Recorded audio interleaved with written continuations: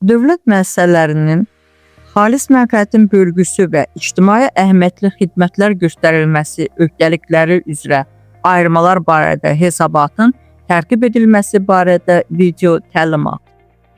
Dövlət müəssisələrinin xalis mənfəətin bölgüsü və ictimai əhəmiyyətli xidmətlər göstərilməsi öhdəlikləri üzrə ayırmalar barədə hesabat forması Azərbaycan Respublikası Prezidentinin 2025-ci il 29 dekabr tarixli 570 nömrəli fərmanı ilə təsdiq edilmiş, dövlət mülkiyyətində olan və paylarının nəzarət zərfi dövlətə məxsus olan hüquqi şəxslərin və publik hüquqi şəxslərin xalis mənfəətinin bölüşdürülməsinə və dividend siyasətinin ümumi parametrlərinə dair qaydaların 4-cü bəndinə uyğun olaraq Maliyyə Nazirliyi tərəfindən müəyyən edilmişdir.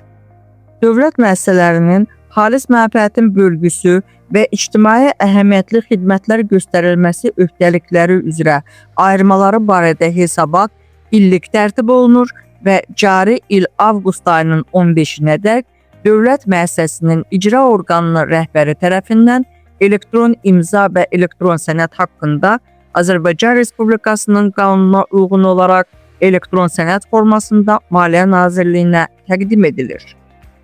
Dövlət müəssisələrinin xalis mənfəətin bölgüsü və ictimai əhəmiyyətli xidmətlər göstərilməsi öhdəlikləri üzrə ayırmalar barədə hesabat formasının göstəricilərin adı sütununda xalis mənfəətin bölgüsü göstərilir.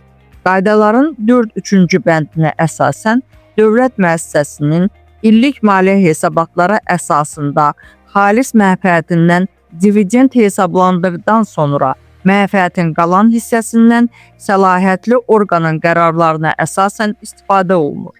Bu bəndi nəzərə alaraq sütunda ilk növbədə dividend göstəriciləri yer alır.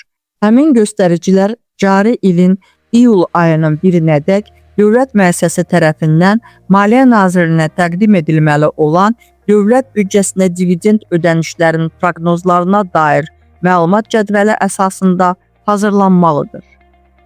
Dividend hesablandıqdan sonra mənfəətin qalan hissəsi səlahiyyətli orqanın qərarlarına əsasən aşağıdakı istiqamətlər üzrə bölüşdürülür. İşçilərin sosial müdafiəsinin gücləndirilməsi və maddi təminatının yaxşılaşdırılmasına, idarəetmə orqanlarına bonus ödənişlərinə və digər sosial xərclərinə ayırmalar, kapital ehtiyatlarına ayırmalar, ictimai əhəmiyyətli xidmətlər göstərilməsi öhdəlikləri üzrə ayırmalar, xalis mənfəətin digər məqsədlərə bölgüsü. Dövlət müəssisələrinin xalis mənfəətin bölgüsü və ictimai əhəmiyyətli xidmətlər göstərilməsi öhdəlikləri üzrə ayırmalar barədə hesabat dövlət müəssisəsinin 3-cü rüb və 4-cü rüb ayrılıqda göstərilməklə cari ilin 2-ci yarımilliyi üzrə, növbəti il və sonraki illər üzrə proqnoz istifadəsini əks etdirir. Bu zaman 2025-ci hesabat ili üçün tərtib edilmiş cədvəldə növbəti ilin, yəni 2027-ci ilin proqnoz məlumatları rüblər üzrə ayrılmaqla, sonraki illərin məlumatları isə ümumiləşdirilmiş qaydada təqdim edilir. Hesabat formasının cəmi sütununda cari il, növbəti il və sonraki illər üzrə proqnoz məlumatlarının ümumi məbləği qeyd olunur.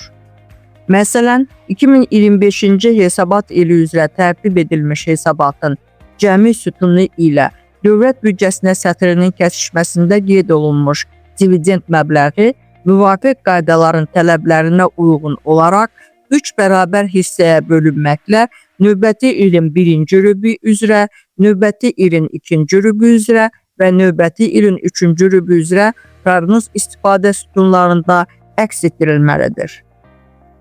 Belə ki, qaydaların 5.4-cü bəndində deyilir.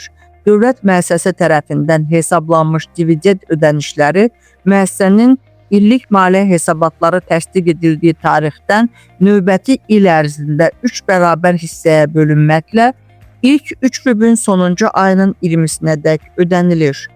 Digər təyinatlı ayırmalar müqavilə və ya layihə müddətindən asılı olaraq bir və ya bir neçə dövrü əhatə edə bilər. Məsələn, qrant üzrə layihə 3 illik olarsa, cəmi məbləğ tranş məbləğlərinə uyğun olaraq cari il, növbəti il və sonrakı dövr üzrə bölüşdürülə bilər.